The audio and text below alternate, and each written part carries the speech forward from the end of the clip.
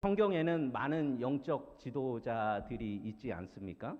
하나님의 절대적인 주권 속에서 하나님의 명령을 받고 하나님의 일들을 감당하는 많은 사람들이 성경에 등장을 하지요. 그들의 사역들은 대부분 세상을 향하여서 그리스도의 그 사랑과 은혜를 전하는 일들도 하지만 또 한편으로는 세상이 왜곡되고 삐끗어지고 잘못되었으니 지금 너희들이 하는 행동을 당장 멈추고 돌아서라 라는 그런 외침들을 하는 많은 영적 지도자들이 있었지요. 근데 그들은 공통적으로 다 무한한 고통 속에 빠집니다.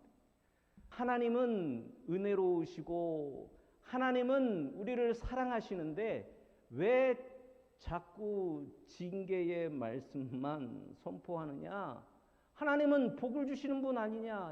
돌이키라고 그러고 질책하고 하는 그런 영적 리더들을 바라보며 원망하고 배척하고 외면하게 되지요.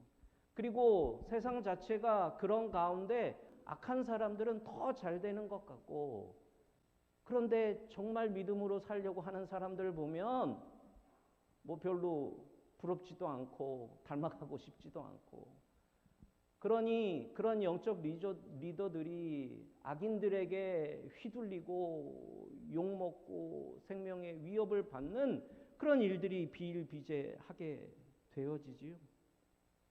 그런 가운데 이들이 공통적으로 하나님을 향해 하는 그런 기도들이 있습니다. 부르짖는 거지요. 하나님, 내가 한다고 했습니까? 그러니까 내가 안 한다고 그랬잖아요. 자격도 없는 나를 어째서 이렇게 쓰임 받으라고 보내놓고 뒷감당도 안 해주고 나보고 어쩌라는 겁니까? 그런데 세상은 돌이킬 기미도 보이지 아니하고 오히려 나보고 증명하라고 외쳐대는데, 하나님, 나는 증명할 손끝만큼의 증거 자료도 내게는 없습니다. 그리고 내 삶 속에 그런 것들이 드러나지 않습니다 하며 하나님을 향하여 부르짖는 거지요. 그리고 하는 마지막 기도가 이렇습니다. 하나님, 선한 자에겐 복을 주시고 악한 자들은 확 망해버리게 해주세요.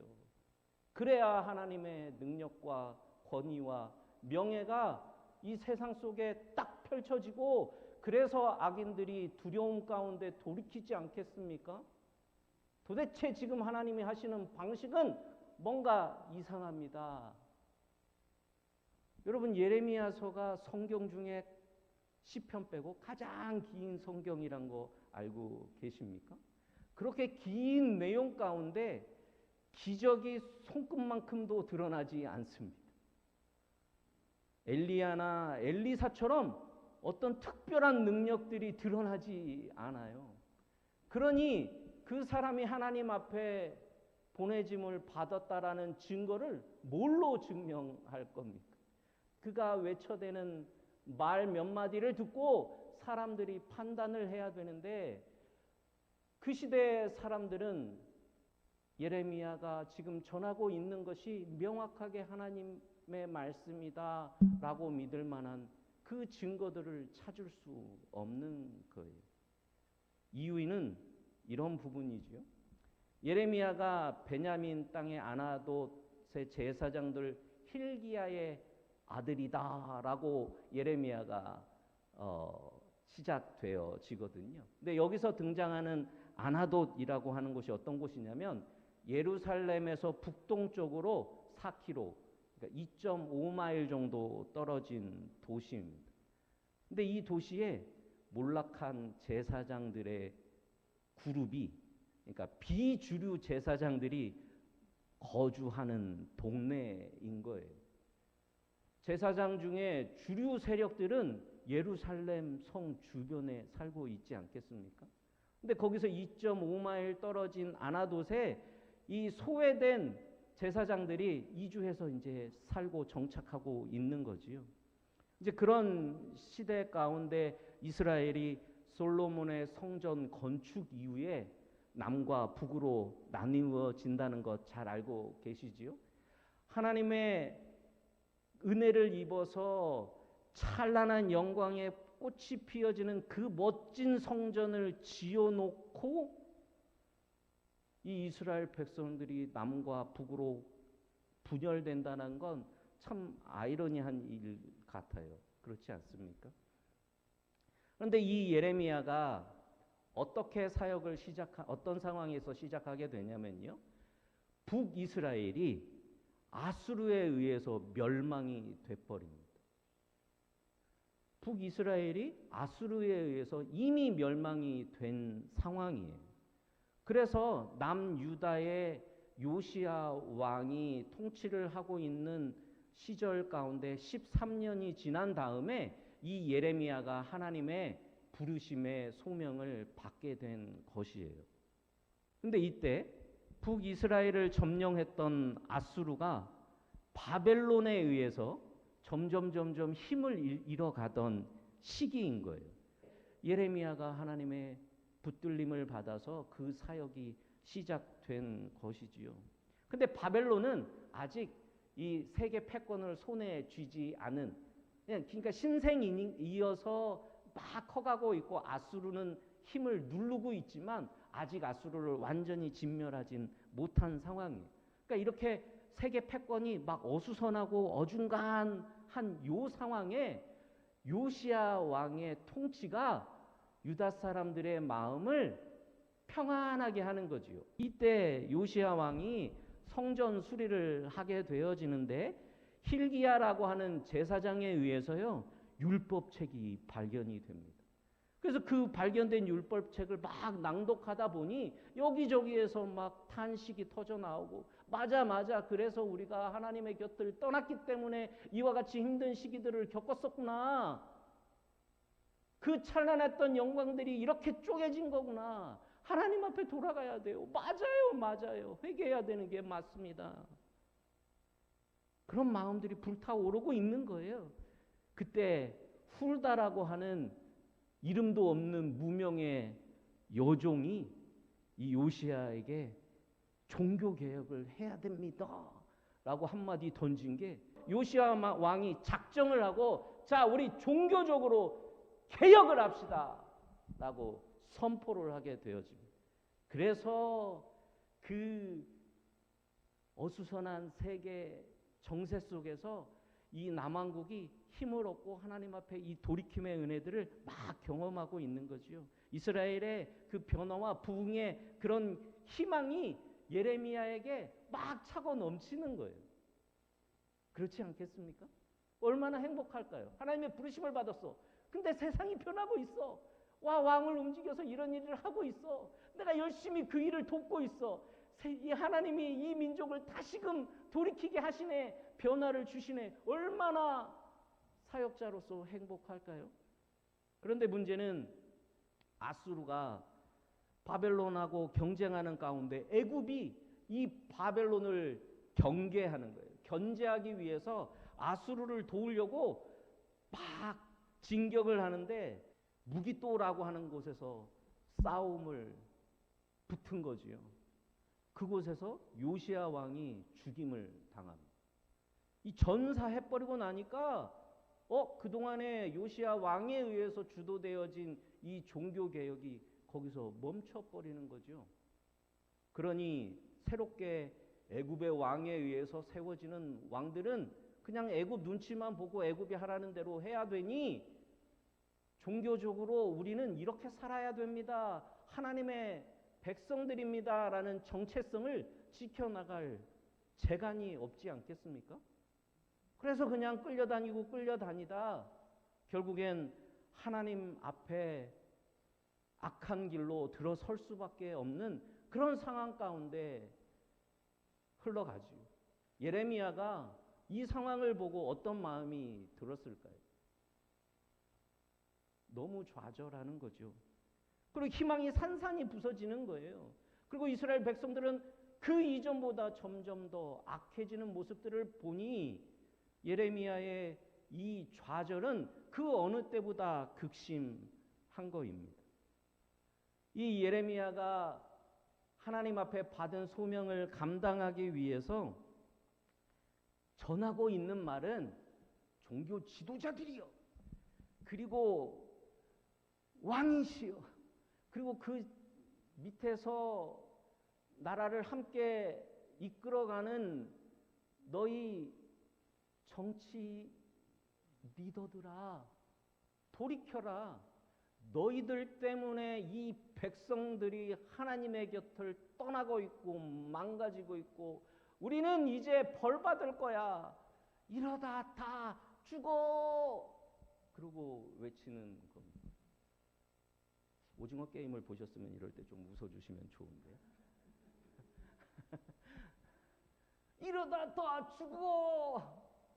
만든 사람이니까 아는 거잖아요. 하나님으로부터 명령을 받은 사람이니까 아는 거예요. 이러다 예루살렘 성이 망가진다니까. 이러다 다 망해.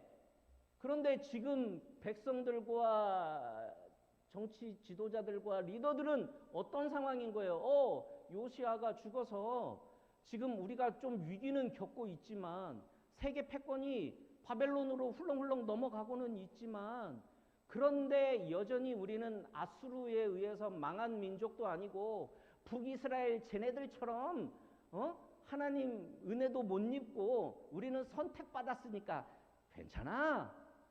나는 잘 될 거야. 만든 사람은 니네 다 죽는다 이러다가 이 게임의 룰은 다 죽는 거야. 그게 내 기획이었어.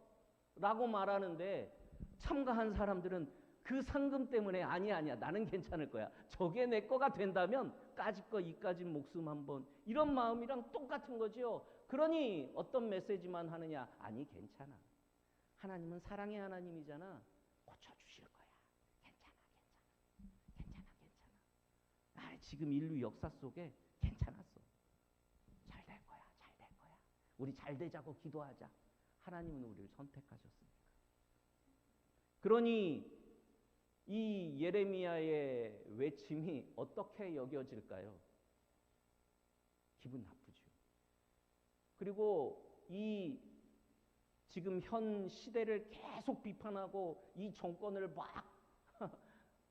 음모하는 세력으로 단죄해버리죠. 선을 그어버립니다. 그리고 이제 적이 되는 거예요. 너 그런 말 할 거면 너 증명해봐. 능력도 없는 게. 네 손을 통해서 그러면 하나님의 역사가 드러나? 아무것도 없잖아. 저는 예레미야의 눈물을 너무 공감이 돼요. 예레미야는 늘 그런 마음이 있었을 것 같습니다. 어떤 심부름을 시키려면 그만한 어떤 능력을 좀 주든가. 두루마기를 확 벗어서 톡탁 치면 물도 좀 갈라지고, 죽을 좀 살뚱한 사람 머리 안수하면 좀 일어나야 이 사람들이 내 말을 듣지 않겠습니까? 하나님의 기적은 원래 그런 거잖아요. 하나님의 구원의 역사를 이루기 위해서 그 일을 하시는 거잖아요. 근데 나보고 말은 하라고 그래놓고 나한텐 아무런 능력도 드러나지 않는데 도대체 이게 어떤 상황입니까? 그런데 중요한 건 아나돗의 내 동기들과 형제들과 친족들은 다 나를 무시합니다. 무시하는 걸 넘어서서 날 죽이려고 합니다. 그런데 그들이 내 입을 닫으라고 하는 그 외침에 나는 아무런 할 말도 대꾸할, 반응할 힘도 없습니다. 하나님이 오히려 그들을 복주시는 것 같아요. 걔네들은 다 잘 되고 있잖아요. 아무 근심이 없잖아요.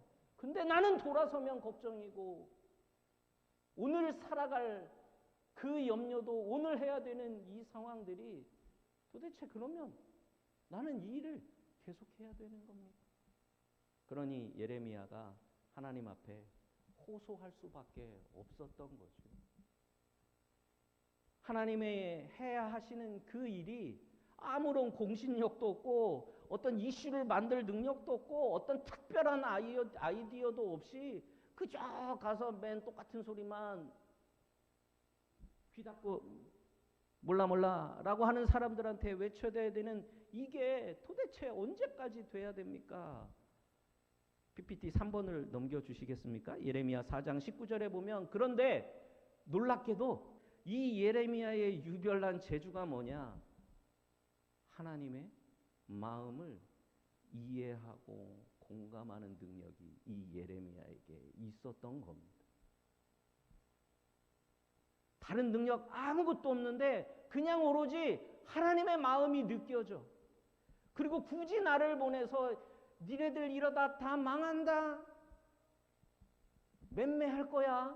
그러니까 돌이켜! 라고 하는 이 마음이 고스란히 이 예레미야의 마음 가운데 느껴지고 있는 거죠. 자랑할 거 없는, 그리고 표시나지 않은 이 능력이 예레미야를 더욱 외롭게 하는 겁니다. 아무도 그 곁에 있지 않아요. 말만 하면 맨날 똑같은 소리. 이러다 망해. 야, 좀 다른 얘기 좀 하자. 우리 친구잖아. 아니, 나는 그 말밖에 할 말이 없어. 아이고, 답답해. 쟤만 만나면 뭐 고구마 먹다 체한 것 같아. 아우, 지겨워. 점점 멀어지지요. 그리고 또 주류 사회에 있는 사람들은 계속 예레미야를 질책하죠. 그러니 그 곁에 있겠습니까? 그러니 예레미야 곁엔 아무도 없는 거죠. 딱 한 사람, 예레미야의 글을 대필해주고 있는 서기관 바룩이라고 하는 사람 외에는 그 곁에 아무도 없는 거예요. 그런데 분명한 것은 이 하나님의 마음을 공감하고 이해하는 이 예레미야가 명확하게 알고 있는 것은 이스라엘은 반드시 함락될 거고 포로로 잡혀갈 걸 알기 때문에 이 하나님의 비통한 심정을 자신의 심정, 마음에 품어버린 거지요. 그리고 그의 눈물의 사역을 40년 동안이나 이어갈 수밖에 없었던 거예요. 이게 진짜 예레미야의 능력이었던 것이죠. 기적을 드러내는 사람은 아니지만 아무도 못하는 그 하나님의 마음을 이해하고 그 가슴을 자기 마음에 품은 이 예레미야, 하나님의 사랑을 깊이 이해하고 내 가슴에 새겨서 하나님의 사랑의 눈물을 대신 흘리게 되어지는 그 위대한 능력을 예레미야가 소유한 것입니다. 하나님과의 언약적인 관계가 온전해야 되는데 그것이 깨어진 세상에서 당연히 보여지고 드러나는 그런 이질감을 우리는 능력이 없다라고 치부하면 안 될 것입니다. 자, 하나님 앞에 붙들림을 받은 선지자인 이 예레미야가 자신의 무능력과 하나님의 소명이라고 하는 그 거대한 플랜과 이끄심에 대한 어떤 내가 해야 할 역할에 대한 그 큰 크기만큼 점점 내 삶이 갭이 벌어지고 있다는 걸 예레미야는 느끼면서 울 수밖에 없고 통회할 수밖에 없고 하는 것이지요. 하나님 앞에 이 탄식이 하나님의 심정에 의하여 울어지기도 하고 웃어지기도 하면서 하나님이 이끄시는 방향으로 가질 때 하나님의 역사가 완성되어져 가는 쓰임을 받는 그 역할이 된다는 거 여러분 오늘 가슴에 새기시기를 예수 그리스도의 이름으로 축원드립니다.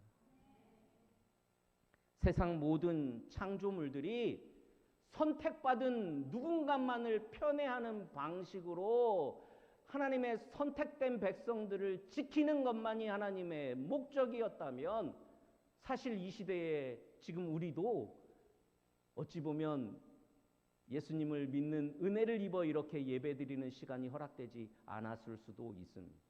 하나님이 선택하신 그 제사장 민족을 세운 이유는 하나님의 목적이 분명히 무엇이고 하나님의 구원의 계획이 어떤 것인가를 설명하기 위하여 그 은혜를 그들에게 더욱 베푸시는 것이지 하나님의 모든 창조물이 다 하나님의 것이기에 하나님의 만드신 사람들을 잘못했다고 징계해버리면 우리는 아라랏산이 어떻게 생겼을까 하는 고민도 이 시대에 하지 못할 수도 있지 않았겠습니까? 예레미야의 기도처럼 선과 악을 명확히 증명해 주시고 악인들은 망하게 해주세요 라는 기도를 하나님이 들으셨다면, 그 일을 행하셨다면 우리에겐 그 기회가 없었을 것이거든요. 그런데 하나님은 자신의 창조물들이 돌아오기를 원하시기 때문에 예레미야가 기도한 그 기도 내용대로, 그래 예레미야야 좀만 참어, 네 명예를 회복시켜 줄게, 그리고 너를 보호해 줄게, 그리고 악인들은 내가 반드시 망하게 할 거야, 그건 명확해. 그런데 좀만 더 기다려봐. 쟤네들 좀 돌아오게 하자. 돌아오게 하자. 돌아올 때까지 좀만 더 기다려봐.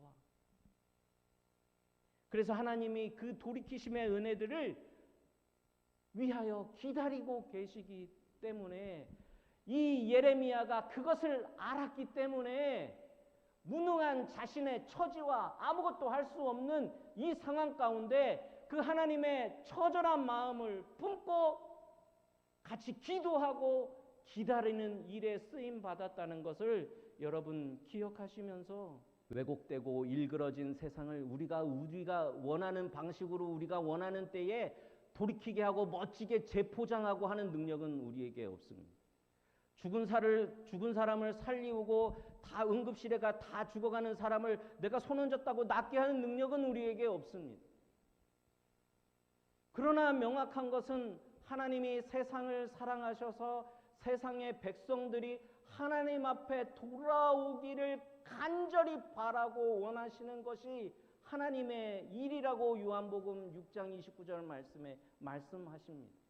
하나님의 일은 하나님이 보내신 자, 곧 예수 그리스도를 믿는 것이 하나님의 일이라는 것이지요. 그 일에 쓰임 받는 게 우리가 하나님의 일을 하는 거란 말입니다. 그런데 우리가 뭐 손 얹었다고 누가 뻘떡 일어나고 이러지 않더라는 거지요. 왜?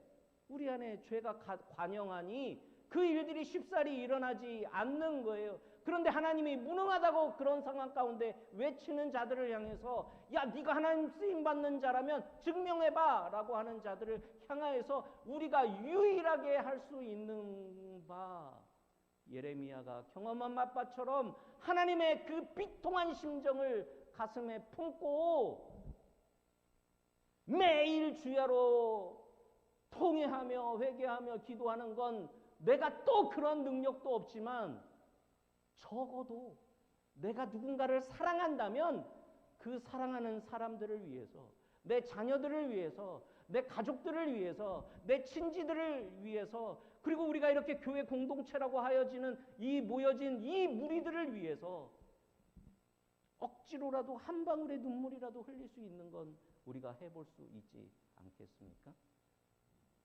그 일을 통하여서 하나님의 은혜를 귀하게 쓰임받는 여러분들이 되시기를 예수 그리스도의 이름으로 축원드립니다. 합심으로 기도했으면 좋겠습니다. 하나님, 우리가 이 세상을 어떤 목적으로 어떤 이유로 살아가야 됩니까? 그리고 나에게 복음의 은혜를 주신 이유가 무엇입니까?